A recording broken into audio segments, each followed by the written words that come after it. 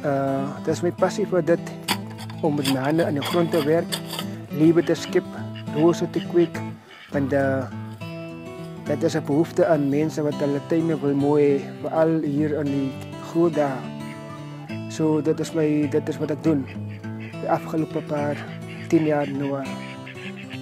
Advies wat ek kan gee vir beginners, dit kos as jy nie gebore is vir dit nie, dan gaan jy sommer touw opgee na die eerste, tweede jaar. En dat is 'n risiko wat jy aanleer om te bewerk. Veral wanneer jy die roosbome kweek, dan moet jy dit kom planteer en dan is dit daar 'n moontlikheid dat alle roosbome kan vrek. Maar as jy aanhoudend en jy persevereer om daardie ding te laat slaag, jou kweekery te laat slaag, dan is dit moontlik. De een garantie, as ek self die rose plant en die rose vrek binne in 'n week, dan kom vervang ek dit gratis.